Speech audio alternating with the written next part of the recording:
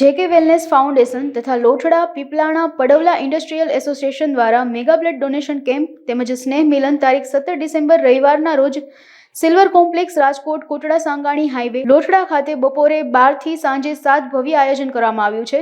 જેકે વેલનેસના પ્રમુખ જયંતિભાઈ સરદારના નેતૃત્વમાં મહારક્તદાન કેમ્પ સહિતની અનેકવિધ સેવાકીય પ્રવૃત્તિઓની હારમાળા આ કાર્યક્રમમાં યોજાશે. એકત્રિત થયેલી રક્તની બોટલોને જરૂરિયાતમંદ લોકોને લાભાર્થે ઉપયોગમાં લેવામાં આવશે. આ સંદર્ભે જેકે વેલનેસના પ્રમુખ જયંતિભાઈ સરદારે અબતક મીડિયાની ખાસ મુલાકાતમાં સમગ્ર કાર્યક્રમની વિસ્તૃત માહિતી પૂરી પાડી હતી. અમારું જેકે વેલનેસ ફાઉન્ડેશન ત્રીજા વર્ષમાં પ્રવેશી ગયું છે. દર વર્ષે અમે 2 બ્લડ ડોનેશન કેમ્પ કરીએ છીએ લોઠડા પીપલાના પડવલા ઇન્ડસ્ટ્રીયલ એસોસિએશનના સહયોગથી. આ વર્ષે અમે 1000 બોટલ બ્લડનો ટાર્ગેટ રાખ્યો છે અને 3 ગામ અમારા મુખ્ય છે, લોઠડા પીપલાણા પડવલા અને આજુબાજુના 7 ગામથી 10 ગામનું એસોસિએશન છે. 1100 જેટલી ઇન્ડસ્ટ્રીઝ છે ત્યાં કાર્યરત. ઇઝીલી અમે આ ટાર્ગેટ સર કરશું. કોરોના વખતે બ્લડની શું કિંમત છે એ આપણને ખબર હતી, જાગૃતિ આવી, પણ હવે થોડુંક લોકોની માનસિકતા એવી છે કે સમય જાય એટલે બધું ભૂલાઈ જાય.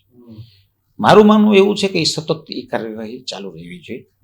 એટલે આ બ્લડ ડોનેશન કેમ્પ વધુ કલરફુલ થાય એના માટે અમે પ્રયત્નો કરીએ છીએ. લોકો અલગ અલગ જાહેરાતથી વધુ બ્લડ દેવા અહીંયા આવે.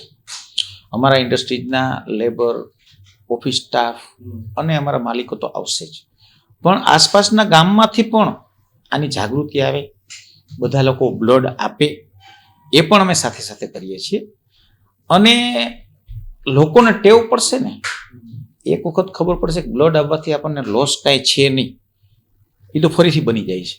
તો રેગ્યુલર બ્લડ આપતા થાય અને જે લોકોને બ્લડની જરૂર છે એને ઇઝીલી બ્લડ મળે એવા અમારા પ્રયત્નો છે.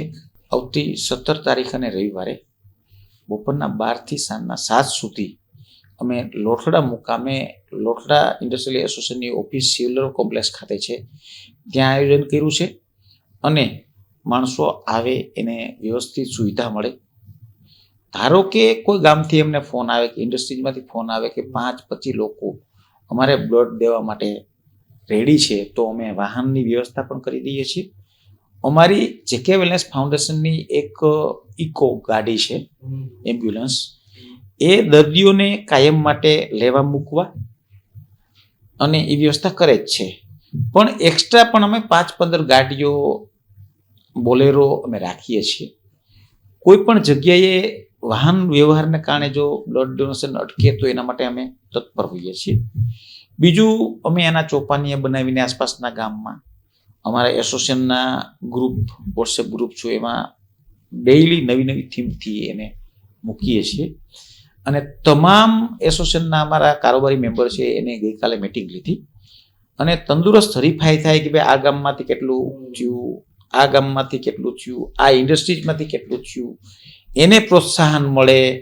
વધુ જે લોકો બ્લડ એકત્ર કરે એને આવનારા આગેવાનો જે કાર્યક્રમમાં છે, ધારો કે અમારા અધ્યક્ષ છે રાઘવજીભાઈ પટેલ, કેબિનેટ મિનિસ્ટર, અમારા ઉદ્ઘાટક છે કુંવરજીભાઈ બાવળિયા, 2 સંતો આવવાના છે, વશિષ્ઠનાથજી અમારા ભાઈસરના મહંત છે, ભક્તિ સ્વરૂપ સ્વામી જે ખીરસરા મંદિરના મહંત છે. આ બધાના હસ્તે અમે સન્માન કરાવશું અને એને અમે મોટિવેટ કરશું. આ બધું થવાના કારણે આવતા અમારા બ્લડ ડોનેશનના કેમ્પમાં અમને બધું સહેલું પડતું જાય છે.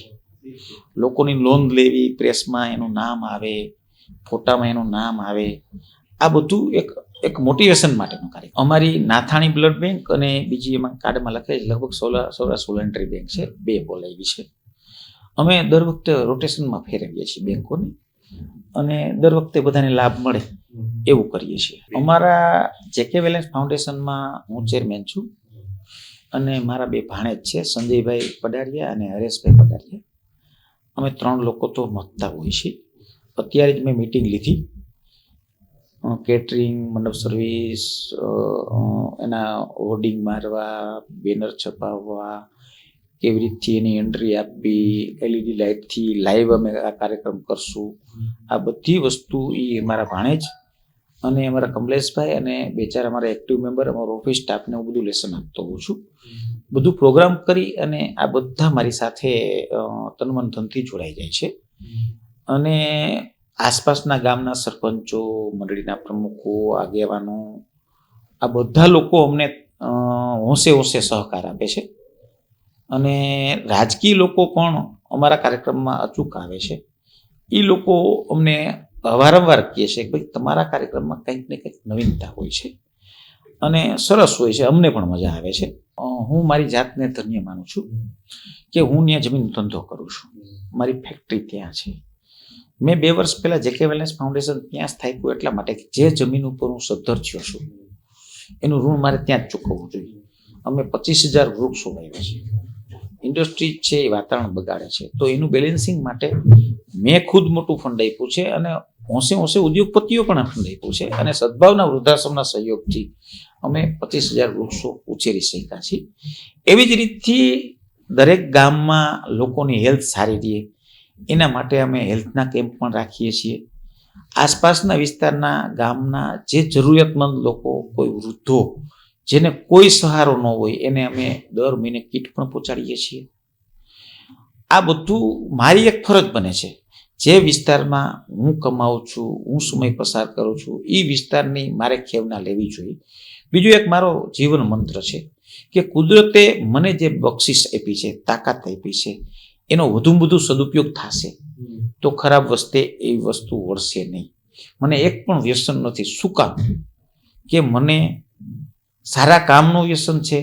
હેલ્થ માટે હું સવારે વર્ષોથી 1 કલાક એક્સરસાઇઝ અઘરી કરું છું. દરરોજ 10,000 ડગલા હું ગણીને રાતે શું ત્યારે પૂરા કરીને કરું છું. આ બધામાં મારી એનર્જી વપરાય છે. એટલે મને એવો કોઈ સમય જ નથી મળતો કે મારી કોઈની ખરાબ સંગત થાય, ખરાબ ટેવ પડે.